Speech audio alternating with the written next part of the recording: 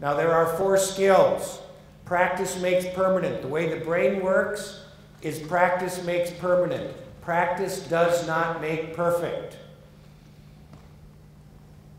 So if you groove, and I actually quote, there's Mary Nedry. Mary, I quote Jeff Stiefler in this article. Jeff, who was once upon a time my boss, he remains a good friend of mine. He went on to be president of American Express. He's now involved in a venture capital firm. And he used to say, every organization wants to be in a groove. No one wants to be in a rut. The problem is grooves become ruts. And in the brain, those are called neural circuits. And it's hard to get out of the rut. So we have to be able to know when we're in the rut. So we have to understand that. So it becomes powerful. So the skills, practice makes permanent. I'm going to share with you, I'll give you 4, but I'm going to encourage you to practice just 2 of them. And incidentally, is anybody here from United Health Group by chance? We're involved in some work with them, and they just recently joined the consortium, and they're doing, like many companies, a lot of cultural work. And one of the things that I would share with you, I've been talking with some of them about, is our change agendas become too long for people to be able to use them. And so I'm only going to give you 2 things. And what I shared with them is if you only did one of these, the first one, it will profoundly change your culture. Now the problem with that is one thing just sounds too dang simple. And the need to simplify things might be so great that you won't be able to accept just one thing. But I'll share with you just the one thing, just in case you care to know. And then, by the way, biases are strong, so if you don't agree with my thoughts, it won't matter. Because we all prefer data that confirms our position. Right? How many of you prefer data that confirms your position? We all do. We all do. That makes us human. So I made a lot of business mistakes because I sought confirming data. And I denied other data. And now in the political season that's never ending, everybody's always campaigning. No one actually ever governs, but they campaign constantly. I find that interesting. So you got elected. There's a job. Oh, we're campaigning. So we campaign all the time. But how many of you know which radio stations, TV stations to turn on to hear or watch your point of view?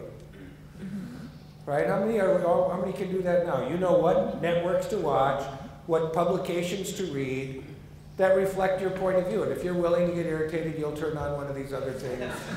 And sure enough, they're idiots. And it doesn't take you long to conclude, whatever your point of view is, that it'll be affirmed.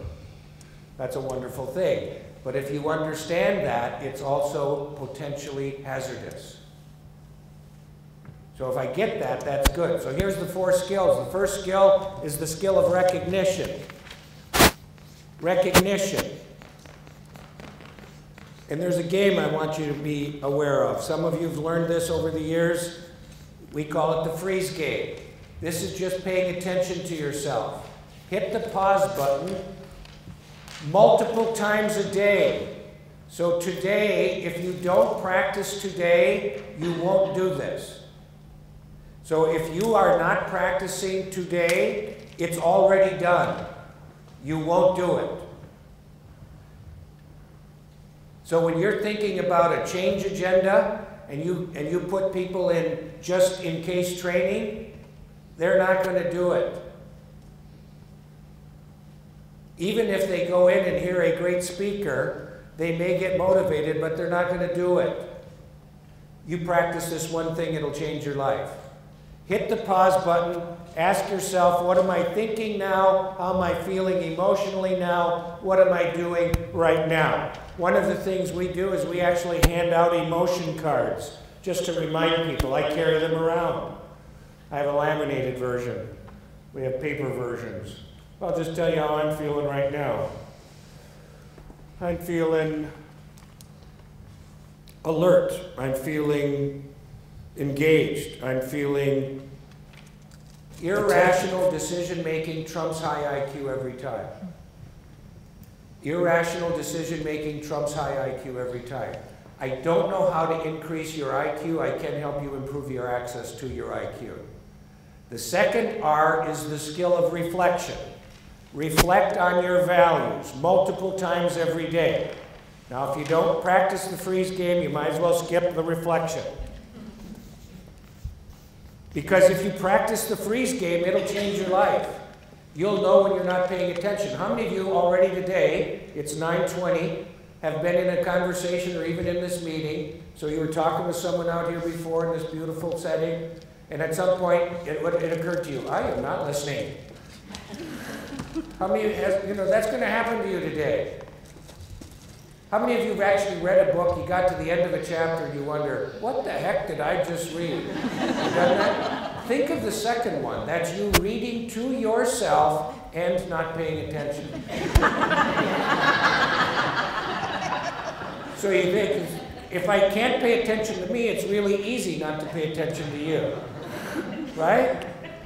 That lack of self-awareness is the cause, is the problem in many organizations. If this is the only thing you did, it would change your life.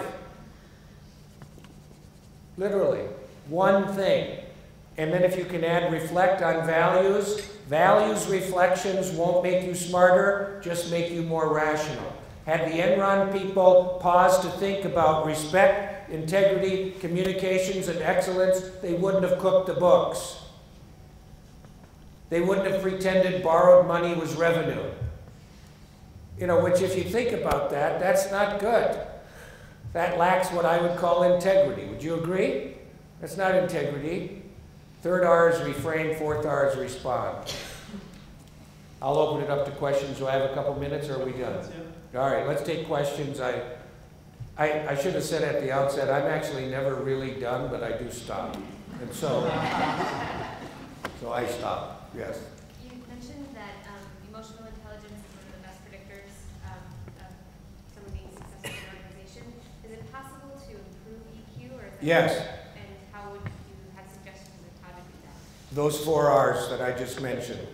Those are actually skills that one can develop to improve their EQ and their moral competence at the same time. You won't get smarter, you'll just get more rational. So you become more self-aware, you become more empathetic, you become a better self-manager. And the game is all about decision-making and self-management. You know how to screen for high IQs.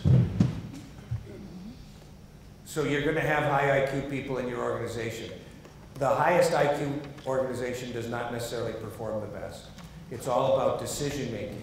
Decision-making is all about emotional and moral competence. Any other questions? So you talked about the grooves becoming the ruts, and assuming that most people don't do these 4 things right now, how do we get them out of the ruts that they're in and get them into this groove? How do they unlearn in order that they can learn these things? Well, the interesting thing is we don't unlearn so much as we learn new things. And so what happens is the behavioral patterns that you've already established are going to be stored in the habit center of your brain. For those who care, it's a place called the basal ganglia. And then so you have motor habits, stand up, sit down, walk around. You have cognitive and emotional habits. One is the caudate nucleus, the other is putamen, if anybody cares. Most of what you do because you did. Those wires are in there. You can put in new ones. But for people who don't feel that they have any time to do what they have to do now, to give them 4 new things to do, how do you do that? Well, that's an interesting question. I will also say this. I'll preface what I'm about to say by saying this. Almost nothing works always. And so I have a bunch of ideas that don't always work. But that said, what I would do is I would take them through an exercise not dissimilar from what we just did here. What I have found is with very senior executives having a real dialogue on leadership and really coming to grips with what we talked about here, and you can do this at any level of the organization, it doesn't take them long to have what we call an aha moment. And that's how adults learn. Adults learn experientially. So if we were actually doing this in like a leadership development workshop, what we would really be doing is practicing the freeze game throughout the day. So by the end of today, we would have practiced a half a dozen times. So you would have already begun practicing. Experience matters. What often happens is we overestimate the lectures and we overestimate the memos. And I'm trying to not do that. So I'm cautioning you. This may have been very interesting, but if you don't practice the freeze game the rest of the morning, it's going to wane this afternoon. So if you start practicing, it'll change your life today, not tomorrow, today. Anything else? I've enjoyed being here. Don is one of my heroes. He's in the book because he represents the kind of leadership that I think is necessary. I have a section in there on entrepreneurism and small businesses, and his business and the business that these guys have developed is an emerging and growing business. It makes a huge difference. And how they've handled themselves as leaders in the last decade, where there have been some difficult times economically, speak to why they have the engaged workforce they have. I've known Diane Kozlak for a long time, from when she was at Mentium to now where she is with Modern Survey. And I can say that what they're doing, they're trying to bring to us, give us the information we need. Employee engagement is not just about having the survey done. It's good to have the survey.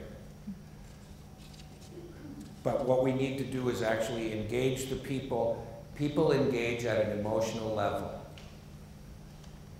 Arranged marriages don't happen that often anymore. That's at an intellectual level. My kingdom needs your kingdom to not have a fight, so we're going to have our offspring marry one another.